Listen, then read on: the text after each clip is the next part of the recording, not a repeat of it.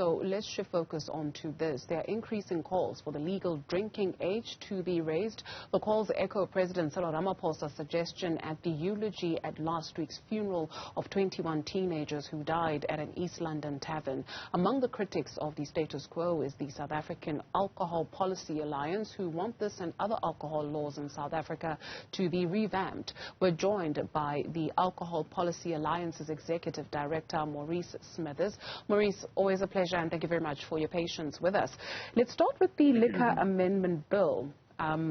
We'll talk about the wide-reaching changes it suggests in a few moments, but it was mooted back, what, in 2016? Where do we stand?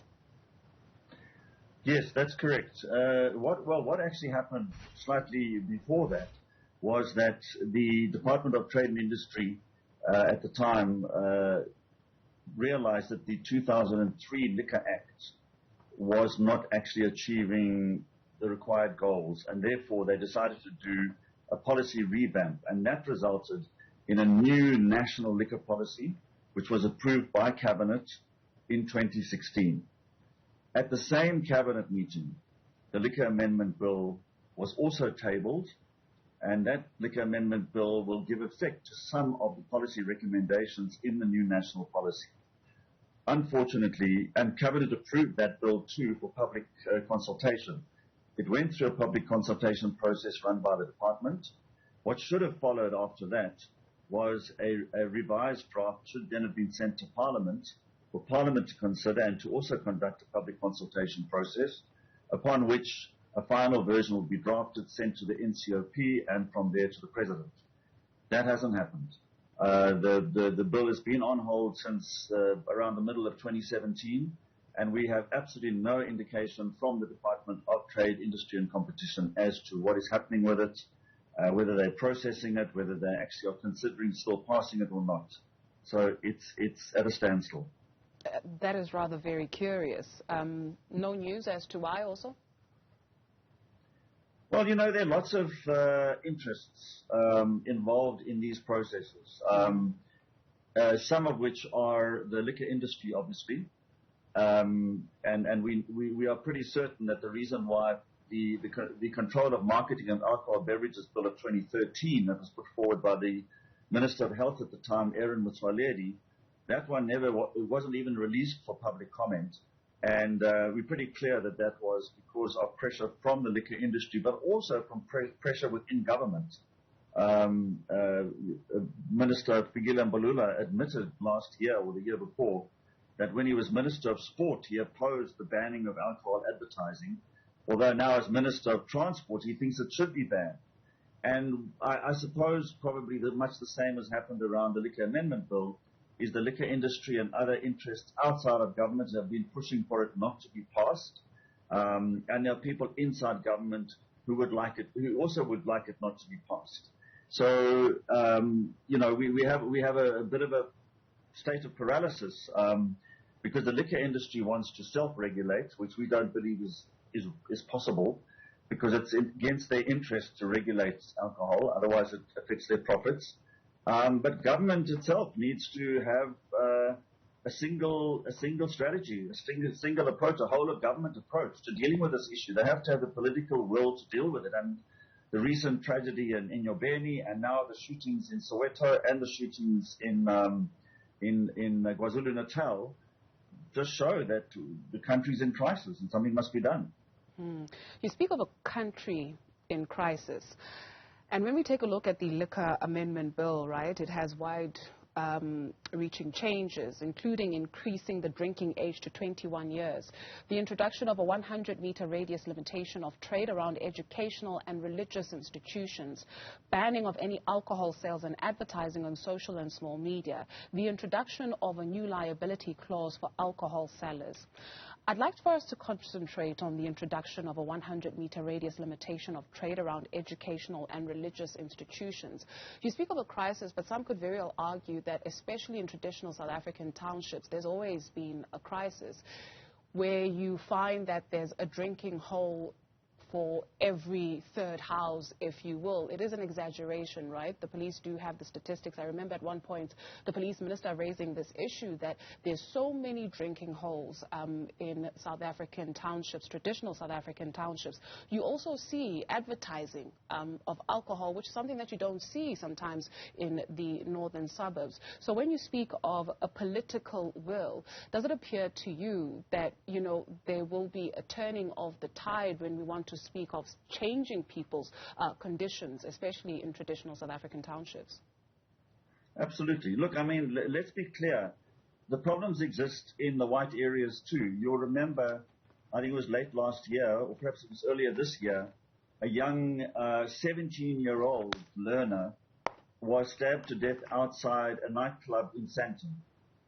So these things are not restricted to traditional black areas and to informal settlements. But it is true that the problem is much greater in many of those areas, and there's a lot of reason for that. I mean, globally, one knows anyway that alcohol problems are greater in more impoverished communities. But also in South Africa, we have a long history of discrimination against the black community, which in part was manifest through the banning of alcohol, sale of alcohol to black people from 1897 to 1962, which resulted in the emergence of the whole shebeen culture, because that was the only way in which people could actually have alcohol available in the townships. Why we still have such a situation now, you know, nearly 30 years after democracy, is very confusing. You know, I think government has not done nearly enough to help people to transition to being able to engage in other ways of making a living in traditional black areas where economic activity was stifled before. But, you know, the advertising question, you're quite right.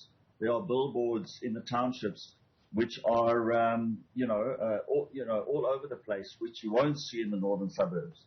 The issue of the proximity to schools, by the way, I'm not sure why it's said to be 100 meters. In the bill, it actually says 500 meters, not 100 meters. 100 meters is much too close.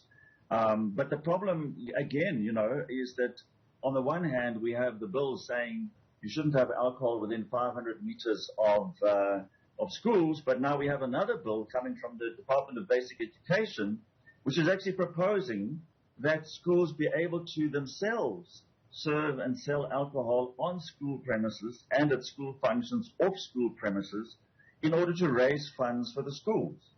It doesn't make sense, you know, that you would have two different departments talking to two different strategies for how to handle alcohol. So, again, you know, I emphasize we really need a national strategy. This is why we've called, actually, as SAPA and our alliance partners, for an urgent meeting between civil society and government and the president, actually, and cabinet to discuss this issue, because the people of the country, people living in communities, the people of Inyobeni, the people of Nomzamo, both of them, both communities in which those taverns are located, have said that they have been complaining about these taverns for a long time and they are not heard.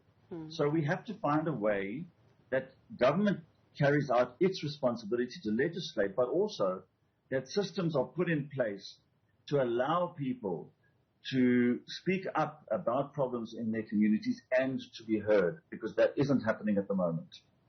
You know, Maurice, as you speak, I do wonder in my mind, are we not too far gone, especially as a society, right? So law and order, this... May I please just try and qualify that? And what I mean by that, maybe, right, is that you and I, the everyday South African on the ground, you have people that find that alcohol is their outlet for whatever psychological or whatever reasons that they have, right? So even when we go to our townships, for instance, you mentioned the issue of people making a living out of this, and you can't fault them, right? But when I say are we not too far gone, I mean, if we were now to implement the order and the law, will we not find ourselves with, you know, a South Africa or an everyday person on the ground saying, well, why? I mean, this has been normalized for so long. Well, you know, we must remember that statistics in the World Health Organization global report on health and alcohol of 2018 has said, and the information, by the way, that is in that global report comes from researchers in South Africa, mainly from the South African Medical Research Council. And they say that actually only about a third of people in South Africa, age 15 and above, actually drink alcohol. A third. That means 2/3 of people age 15 and above don't drink alcohol. And it's that 2/3 that actually want to see change happen. They are the ones who want to see better control over alcohol. They are the ones who want less outlets in their communities. You spoke earlier on about, every third house. That's not everywhere, but certainly there are some places where it's happening. They want to see unlicensed outlets closed down. Quite often they are not closed down because of corruption, because the police turn a blind eye to them.